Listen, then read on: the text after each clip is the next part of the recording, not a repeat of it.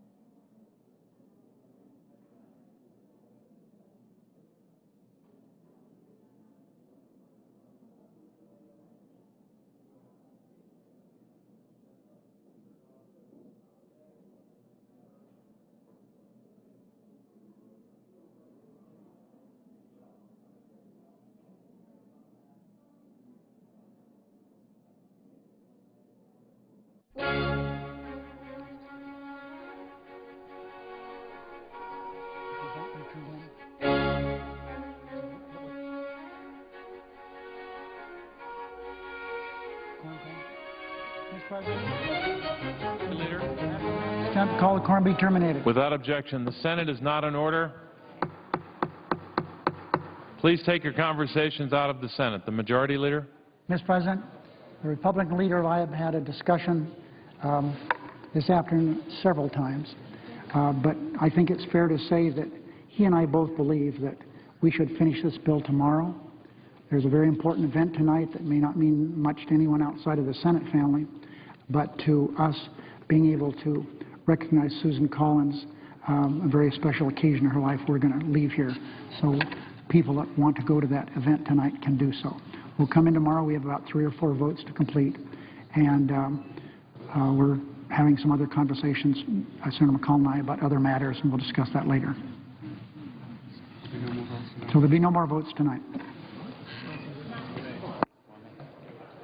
For the information of the Senate, the manager's package just agreed to is amendment number 1830, offered by Senator Boxer. Mr. President. The senator from California. The Senate is not in order.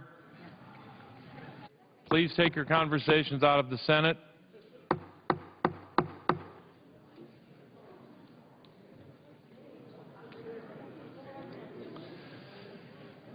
Mr. President. The senator from California. Mr. President, I just wanted to go on record tonight as saying we have made just incredible progress on this bill, and that I look forward to tomorrow where we will complete work on this bill. I think we're showing bipartisan spirit here, bipartisan cooperation. 2.8 million jobs hang in the balance, so we'll see everybody tomorrow. I feel very good that we're going to pass our bill, and with that, I would note the absence of a quorum. Or actually, I'll withhold on that. Mr. President, may I ask unanimous? Senator from Louisiana. I just need unanimous consent. The senator yield. The Senate is not in order. Please take your conversations out of the Senate. President, I just want Senator from unanimous Louisiana. consent to have the Senate President of France join us on the floor for a few minutes. Is there objection? Without objection. Mr. President, Senator from with California. that, I will say au revoir and see everybody in the morning. I note the absence of a quorum. The clerk will call the roll. Mr. Akaka.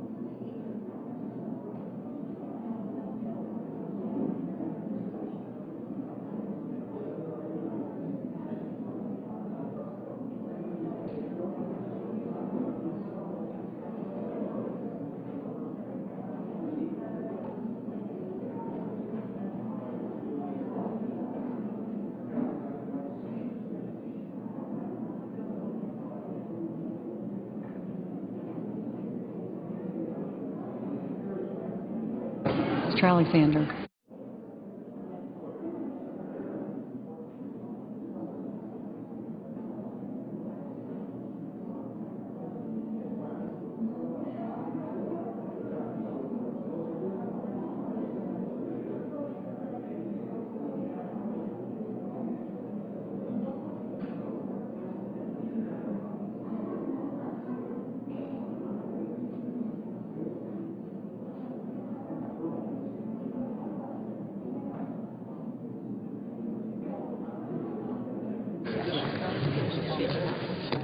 Mr. President, Senator from California. I ask that the quorum call be dispensed with. Without objection, the senator will yield. Mr. President, I would The ask Senate that is not in order.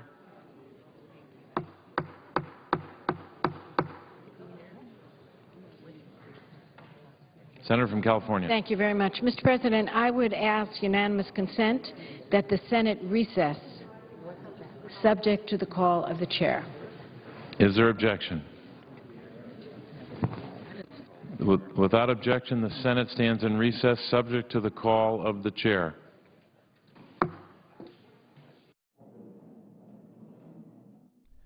The Senate today continuing work on the $109 billion Transportation Projects and Programs bill.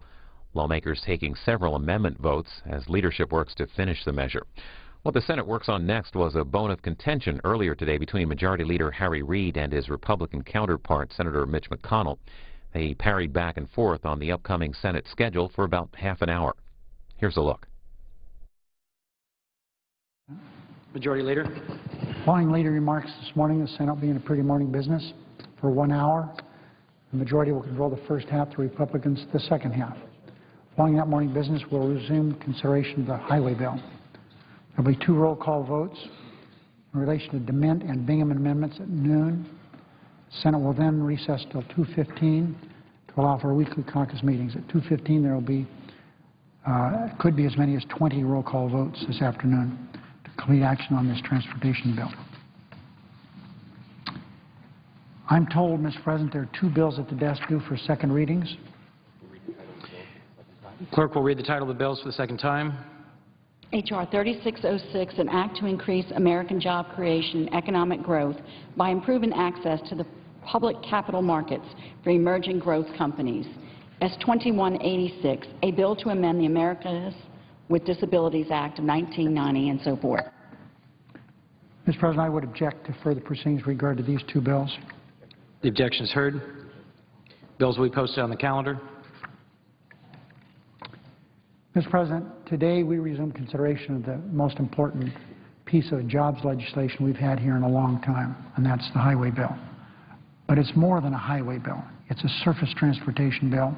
It deals with all aspects of helping our failing bridges. There are 70,000 of those. We have 20% of our highways are in non-safe conditions.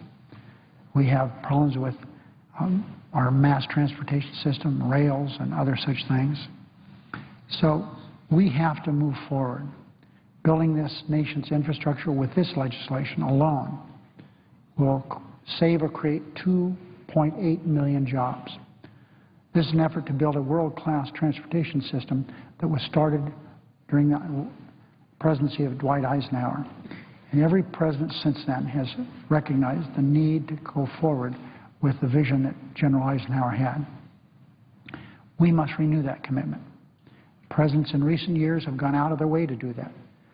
President Reagan gave a number of speeches about how important it was that we begin to renew our commitment that we should have to infrastructure in this country. President Clinton did the same thing. The legislation is very, very important. And a commitment to the renewal of the vision of General Eisenhower is the essence of this bipartisan bill. It has the endorsement of one of the most conservative members of the Senate and one of the most liberal members of the Senate. I was disappointed it took as long as it did to get where we are, but we're here. We invoked cloture quite a long time ago, and it's taken more than a month to come within sight of the finish for this bill. I'm pleased that we're on track to dispense with remaining amendments and vote on final passage during today's business. Mr. President, I am hopeful that the House will act immediately to pass this bipartisan compromise rather than pursuing what we've all read about, the extreme ideological bill they were considering last month. It failed every test, but it failed the test of their own caucus. The Republican caucus said, no, we can't do this. The highway bill is important to Democratic members and Republican members of the House, as it is Democratic and Republican members of the Senate. And I would hope the Speaker understands that it is not good for this country to have a situation where he tries to pass everything with a majority of the majority. What that means is that the Republicans have a majority in the House. But that isn't, I served in the House. That is how things were done with Bob Michel, who was the Republican leader at the time, Tip O'Neill, who was the Democratic leader at the time, and Jim Wright thereafter. Bob Michel worked with both of them to get legislation done. What they tried to do is get to the magic number of 218. That's the majority in the House. And they got those votes from Democrats and or Republicans. So I hope my friend, the Speaker, won't just try to get this surface transportation bill done with Republicans. Let the Democrats voice their opinion as to what should happen. That's the way we should do it. Passing a bipartisan transportation bill the President can sign would be a victory for both parties and our country. The Senate's pressing business doesn't end with completion of this bill, though. We have a small business jobs bill that was passed overwhelmingly by the House and supported by President Obama. And I had a conversation on the floor publicly here last night with the Republican whip, Senator Kyle of Arizona, and we talked about the need to get this done. And we're going to move forward on this expeditiously. There are always little bumps in the road, and I hope there will be very few bumps in the road. I haven't had an opportunity to talk to my friend, the Republican leader, but I was told this morning that the ranking member of the Banking Committee, my friend from Alabama, Senator Shelby, has indicated he wants to make some improvements in the bill we got from the House. I suggest he work with Senator Johnson, and if they can do something on a bipartisan basis and do it quickly, I'll be happy to take a look at it. But we need to move forward. I think you kind of get the message when there's about 390 votes for a bill and 20 against it. So I think we have to move forward on this. The one thing I am going to do is have a perfecting amendment prepared that will allow us to move forward on reauthorizing Ex-Im Bank. I hope that we can do that. It's something that's broadly supported. The business community thinks it's extremely important. As I mentioned last night, Mr. McInerney, the head of Boeing, said that it is a tremendously important bill for the airline industry, which is so important to the economy of our country. But it's not only important to the airline industry, it's important to other segments of our industrial base. It's an important piece of legislation, and I hope that we can add that to the small business jobs bill. If we can't, I understand that, but it would be a shame to miss that opportunity to do that. We are interested in this IPO bill that has been supported by the House and the President of the United States. I'm convinced it will spur small business growth. It's not going to create the jobs that we have in the highway bill, but it's good for job growth. It'll bring more capital into the business world, and we've needed that for several years now, and it would streamline the way that companies sell stock. So I look forward to working with my friend, the Republican leader, to finalize a path forward on this bipartisan legislation. In the coming days, the Senate must also consider postal reform legislation, reauthorization of the Violence Against Women Act, cybersecurity, and additional measures to create jobs and improve our economy. The only thing preventing the Senate from moving quickly to tackle these items, including the bipartisan small business jobs bill, is what we've had this whole Congress, obstructionism by my friends, the Republicans. They have forced the Senate to waste weeks on unrelated amendments to this bill, this bipartisan bill, this surface transportation bill. So I hope they're not going to hold up progress on the small business jobs bill. I'm confident they will not, I really hope that's the case. Mr. President, yesterday I filed cloture on 17 consensus judicial nominations. I've worked with the Republicans for months to find a way forward to timely confirmation for many of these nominees, including some that have been waiting for up or down votes since October. Mr. President, I had here yesterday, I don't have it today, but I'll show it to my caucus today, visual aid to show what happened in the Clinton years and the Bush years and the Obama years. It is so clear what's happened. And it really doesn't fully represent what happened, because in the Clinton years, we had dozens and dozens of nominees that were what we called pocket veto. They just wouldn't hold hearings on them. But with the length of time that judges reported out of committee, Clinton, a few days, Bush, a few days, and of course, now we're talking about many months with Obama's nominations. That's not fair. But they should all be entitled up or down votes, especially in that they came out of the committee so overwhelmingly with rare exception. There's no reason that we should eat up even one day of precious time the Senate has to pass these common sense measures. You could do it so quickly. President Obama's judicial nominations have waited 5 or 6 times longer than President Bush's nominations for confirmation, and that time is increasing, not going down. And the Senate once confirmed 18 of President Bush's nominations in a single day. So there's no justification for obstruction on matters that ought to be routine. There's too much to do. The Senate simply doesn't have the luxury to waste any more time.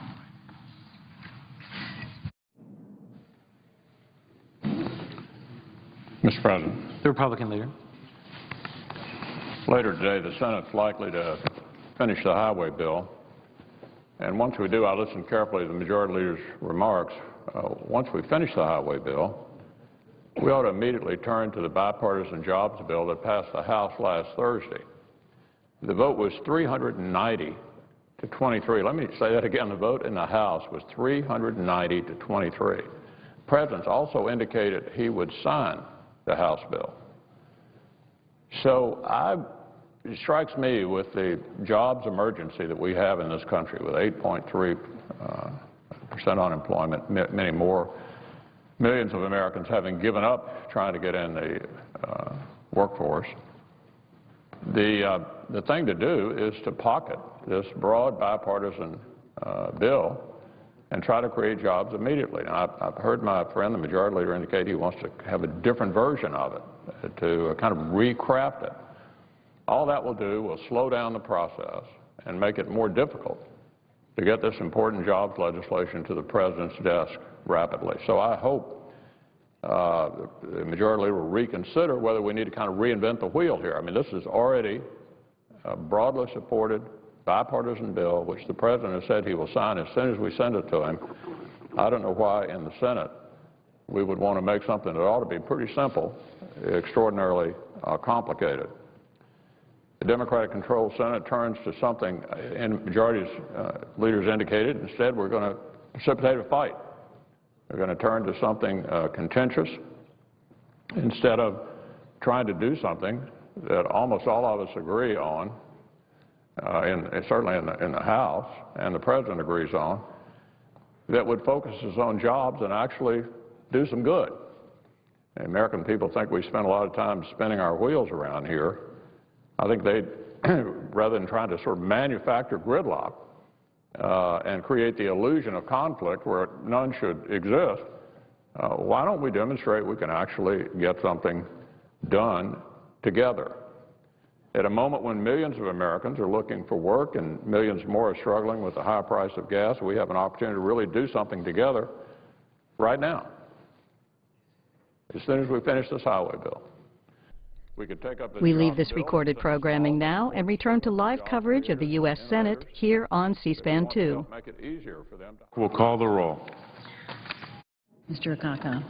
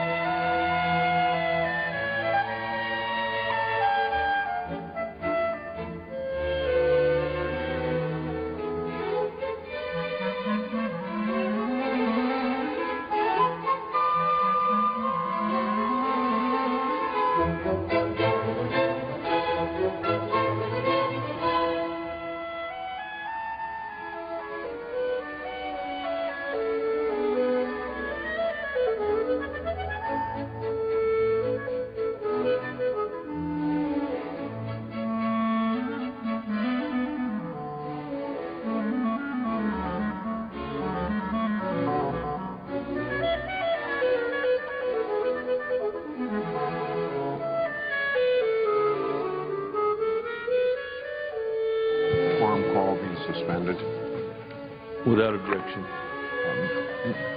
Mr. President, I also ask unanimous consent that I could speak in morning business for 20 minutes. Without objection. I want to talk about judicial nominations. I come to the floor many days to talk about judicial nominations, and most of my remarks at those times as well as this time is to respond to some of the claims made by my colleagues from the other side of the aisle. If you listen to some of our colleagues over the last couple of days, you'd think that the sky is falling on the issue of judicial nominees. They act as if the Senate is treating President Obama's judicial nominees differently than nominees have been treated in the past. This is simply not true. A fair and impartial look at the numbers tells a far different story. The fact of the matter is that President Obama's nominees are being treated just as well, and in many cases much more fairly, than the Democrats treated President Bush's nominees. So I want to take just a few minutes to set the record straight. Let me start by taking a brief look at the 17 cloture motions that the majority has filed. 7 of those nominees were reported out of the Judiciary Committee within the last month, and 3 of them were reported just last week. That is without precedent. To our knowledge, the majority, Republican or Democrat, has never filed cloture on district court nominees within a month of them being reported out of the Judiciary Committee. That accounts for 7 of the 17. What about the other 10 nominees? Well, what our colleagues fail to mention is that they could have gotten a majority of those nominees confirmed at the end of the last session, just before recessing at Christmas time. Our side cleared quite a few nominees, and we offered to confirm them as a package at the end of last session. However, the President refused to offer assurances that he would not bypass the Senate and make so-called recess appointments. And, Mr. President, I just made a mistake when I said when the Senate adjourned just prior to Christmas or recessed just prior to session. We didn't do either of those. We stayed in session during the period of time from December the 18th until January the 24th. In other words, the President wasn't in a position to make recess appointments because we weren't in recess, and also the President can't assume what the Constitution doesn't allow him to assume. Only the Senate can make a determination of when we adjourn. The President of the United States can't do that, but he presumed that he could, and he did, and he made some recess appointments. So he shredded the Constitution once again. Now, in regard to what we're talking about here, it was the President who chose not to confirm those nominees at the end of last session because he wouldn't tell us whether he'd make recess appointments or not. If the President believes that we should have confirmed more nominees last fall, he should look to his own administration for that explanation. That is the background of the 17 cloture motions before the Senate. But let me comment on something that I read in one of our daily newspapers that come out about business on the Congress. A famous reporter said in the second paragraph of a report I read today that the Republicans are filibustering nominations. I told the writer of that article that you can't filibuster anything that's not before the United States Senate, and these nominees were not before the United States Senate until the leader of the majority filed these cloture motions. So wouldn't you think, if you were going to see the necessity of stopping debate, wouldn't you let debate start in the first place? But no, that's the game that's played around here, to build up numbers to say that the minority is filibustering when the minority is not filibustering. So I would like to take a step back and address some of the claims that I've heard from the other side. I cannot believe some of the comments that I'm hearing, so I believe it is important to set the record straight. First of all, everyone around here understands that it takes a tremendous amount of time and resources for the Senate to consider Supreme Court nominees. For that reason, when a Supreme Court nomination is pending before the Senate, the Judiciary Committee considers little else. During President Obama's first 3 years in office, the Senate considered not one, but 2 nominations to the Supreme Court. Those nominations occupied the Judiciary Committee for approximately 6 months. The last time the Senate handled 2 Supreme Court nominations was during President George W. Bush's second term. During President Bush's entire second term, we confirmed only 120 lower court nominees.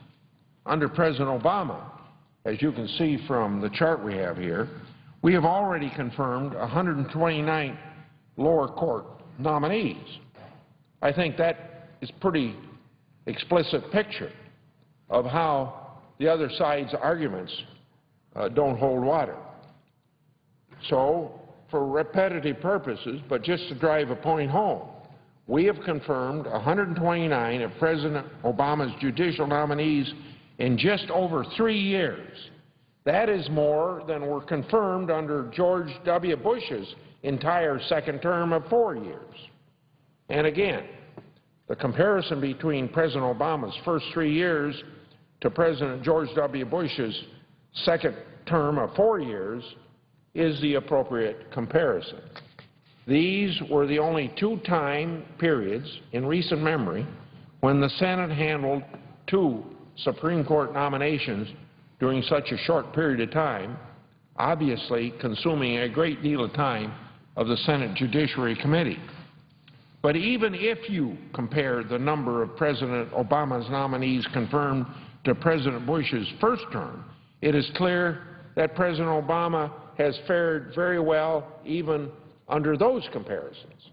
More specifically, even though the Senate did not consider any Supreme Court nomination during President Bush's first term, we have confirmed approximately the same number of President Obama's lower court nominees as we did President Bush's, relative to the nominations President Obama has made. In other words, although fewer lower court nominees have been confirmed under President Obama, the President made approximately 20% fewer judicial nominations during his first 3 years than President Bush did during his first term of 4 years. So I think it's pretty simple, isn't it? If somebody's complaining in the United States Senate, we don't confirm enough judges, you can't confirm them if they haven't been sent up here in the first place. As a practical matter, if the President believes that he hasn't gotten enough confirmation, then he should look no further than the pace at which he has been making nominations. Maybe he should have spent less time on the 100 or so fundraisers he's been holding all over the country recently and more time making judicial nominations, or at least have his political party in the United States Senate give us a little leniency and quit complaining about nominations not being approved. The fact of the matter is this: if a backlog exists, then it's clear that it originates with the President, because getting back to the common sense constitutional operation of our government, the Senate can't confirm anybody that the President hasn't sent up here in the first place. If you need even more evidence that the President has been slow to send judicial nominees to the Senate, all you need to do is examine the current vacancies. My colleagues have been on the floor talking about the so-called vacancy crisis. But what my colleagues fail to mention is that the White House has not even made nominations for over half of the vacancies. Then, to be specific, of the 83 current vacancies, the White House has not submitted nominations for 44 of those vacancies. So once again, the Senate can't confirm anybody that's not sent up here. And how can my friends on the other side of the aisle complain about a vacancy crisis when half of the vacancies, nobody's been nominated for them yet?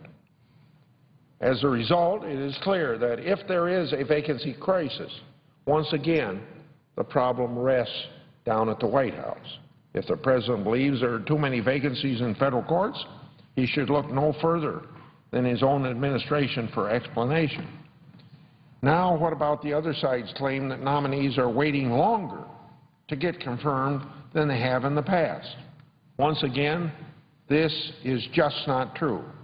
The average time for nominations to confirmation of judges during the Obama administration is nearly identical to what it was under President Bush. During President Bush's presidency, it took on average approximately 211 days for judicial nominees to be confirmed. And you can see from the chart that during the first 3 years of President Obama's presidency, it has taken 218 days for his judicial nominees to be confirmed. I'm sure that this will be news to many of my colleagues. If you have listened to the other side, you would think that we have somehow broken new ground. We haven't, obviously.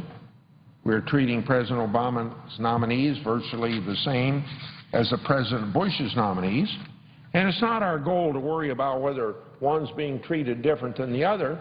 We just proceed to do our work. But this is a result of our work, not much different than other presidents.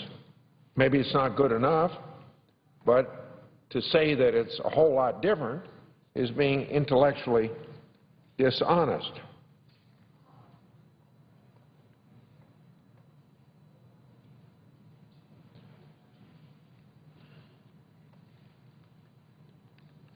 I'm sure that this will be news to many of my colleagues. If you have listened to the other side, you think then we have somehow broken new ground. And I know it's repetitive, but we haven't.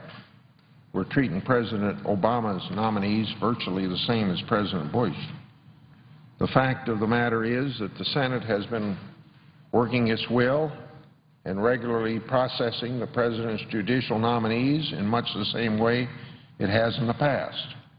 Given that the President's nominees have received such fair treatment, why would the Majority Leader then choose to take the unprecedented step of filing 17 cloture petitions on district court nominees?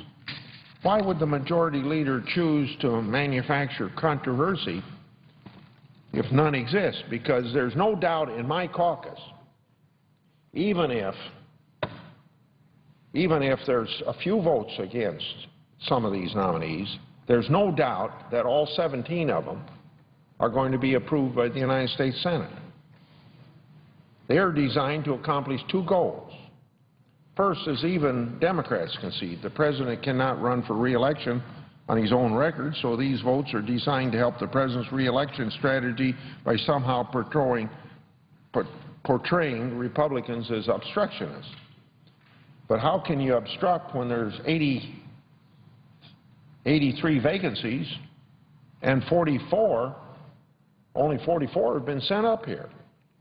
How can you be considered as obstructionists when these judges will be approved just as we've already approved 7?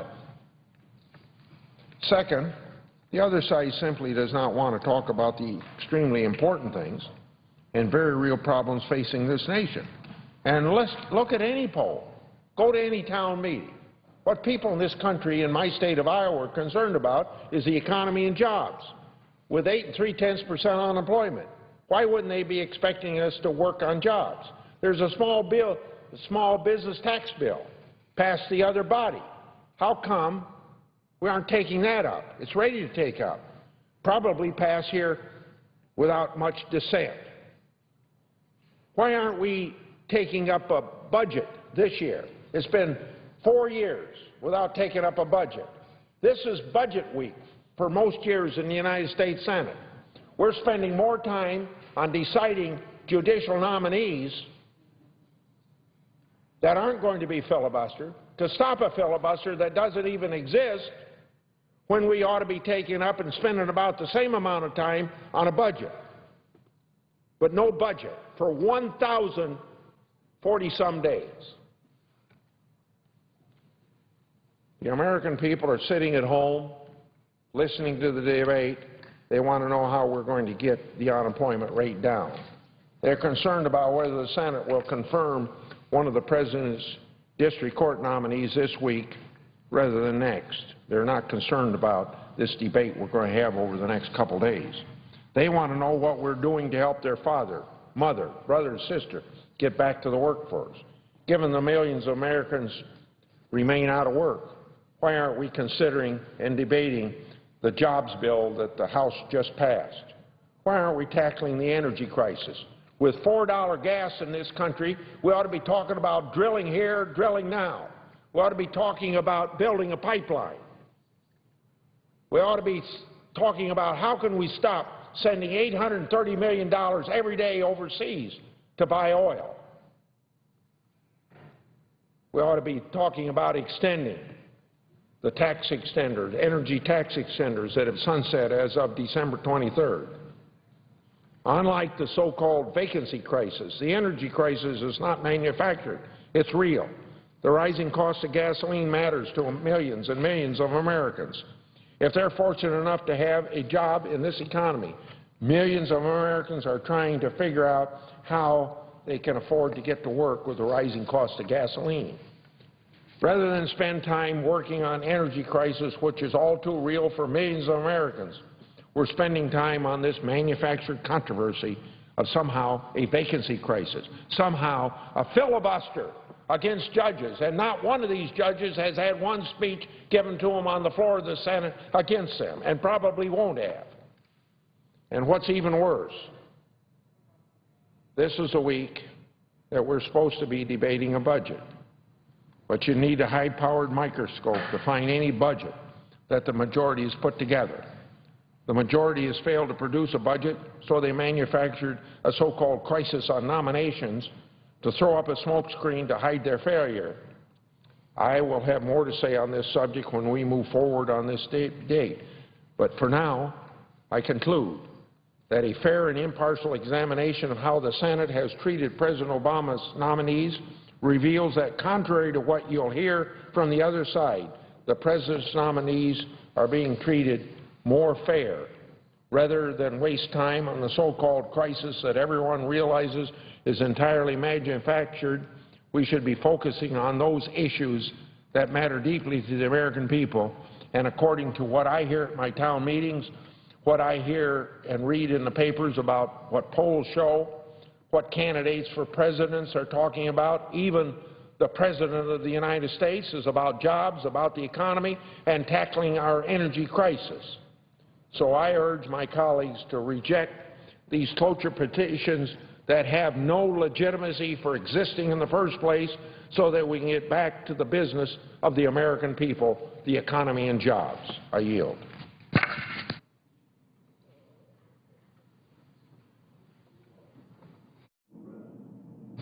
Ohio. Are we in morning business, Mr. President? The Senate is not in morning business. Mr. President, I asked to speak as morning business for up to 10 minutes. Without objection. Thank you, Mr. President. I want to thank my colleagues earlier today for supporting an amendment by voice vote showing overwhelming support to the transportation bill. It improves Buy America provisions by making the waiver process more transparent, giving manufacturers, U.S. manufacturers, fair and clear notice when a waiver is sought. It tells the Department of Transportation to report annually on waivers, analyzing what taxpayer dollars are spent on foreign materials and infrastructure projects. While some members of the Senate may oppose it, it passed in a voice vote, so in some sense unanimous almost. But when some members may oppose it, I hardly have ever met anybody in the American public that thinks that taxpayer dollars should not go for any infrastructure projects. That's the way you want to do it, and this legislation will move us closer. The San Francisco-Oakland Bay Bridge was the most outrageous example where much of that steel was made in China when U.S. steelworkers aren't all back at work like they should be. I thank Senator Boxer and Senator Durbin. I thank Senator Graham from South Carolina and Senator Merkley for their help in this legislation. Today, President Obama signed into law a trade enforcement measure that last week passed this chamber by unanimous consent. Bipartisan legislation, which I co-sponsored with Senators Baucus and Thune primarily, gives the Commerce Department authority to impose what are called countervailing duties on imports from countries that are non-market economies. That means countries more sort of command and control economies like the People's Republic of China. Federal appeals court last year issued a ruling that hamstrings our nation's ability to fight back against illegal Chinese trade practices. Here's why Congress passing this bill is so important. We know China doesn't play by the rules, from direct export subsidies to currency manipulation to providing below-market loans to exporters. China does things that our country doesn't and many other countries don't. It gives its exporters an unfair advantage. American industries fight back by petitioning the Commerce Department to investigate these subsidies. 16 Ohio companies have petitioned for this relief, including steel pipe companies in Youngstown, paper companies this part of the state, paper companies in Miamisburg, this part of Ohio, aluminum companies in Sydney, this part of the state, tire manufacturers in Bryan up northwest Ohio near the Indiana and Michigan borders. These are good companies. They're not looking for handouts. They're not looking for an unfair edge. They want a level playing field. This legislation does this. When countries like China don't play by the rules, they suffer. This helps to fix this. Today, also, President Obama announced his administration would pursue a case at the World Trade Organization against China's hoarding of rare earth materials. Rare earth hoarding is one of the many illegal trade practices that China employs to tilt the playing field in its favor. U.S. manufacturers rely, as they do around the world, on rare earth materials for the production of a number of products, including wind turbines and electronics. China currently accounts for 97% of the world's supply of these materials. They impose quotas and heavy tariffs on their export, putting American manufacturers at a severe disadvantage, almost forcing companies to go to China to do the manufacturing because the materials, because of subsidies the Chinese give to themselves, their own companies, and because of the tariffs they charge on that they can extract from these companies for export, these raw material makers for exports, the Chinese are at our companies are at a severe disadvantage. Today, administration said enough is enough. One Ohio CEO told me when I visited his company in Northeast Ohio, as an Ohio-based manufacturing company with 80% of our sales outside of the U.S., GrafTech has a keen interest in protecting our ability to compete aggressively in the world marketplace. Obtaining key raw materials at a reasonable price is critical to our mission. They're not asking for handout. They're not asking for subsidy. They're just asking others to quit cheating. Senator Portman and I have repeatedly urged the Obama administration to take this case. Senator Portman, who was former Bush trade representative, who almost always is on the other side of major trade issues from where I am, came together on this as we have on other trade issues that can matter for our country. The U.S. in 2001 had an $83 billion trade deficit with China, $83 billion. 10 years later, last year, it was $295 billion trade deficit with China. President Bush once said that $1 billion in trade surplus or trade deficit translates into 13,000 jobs. So if our trade deficit grew from 83 to 295 billion just with that one country, think what it does to manufacturing in Springfield and Akron and Cleveland and what it means to a state like Colorado, what it means to any states that make things in this country. Jobs are at stake. Addressing our trade imbalance with China is essential. To do that, we must make China play fair with the United States. Not too long ago, the United States Senate passed the largest bipartisan jobs bill. We passed in 2011 my legislation on currency. The bill would curtail China's ability to illegally manipulate its currency so they can flood our markets with cheap goods, undermining our workers and making it much more difficult for us to sell, our companies to sell there. After years of China gaming the benefits of WTO membership without adhering to our rules, it's time for the House of Representatives to again pass, as they did when Speaker Pelosi was Speaker, passed it overwhelmingly bipartisan. It's time for Speaker Boehner to bring up that legislation. We can vote for it. It will mean more companies around my state and around the country will be able to manufacture, will be able to be competitive, will be able to export, will be able to play in the global economy in a fair and balanced way. President, I thank the President and yield the floor and suggest the absence of the quorum. Clerk will call the roll. Mr. Akaka.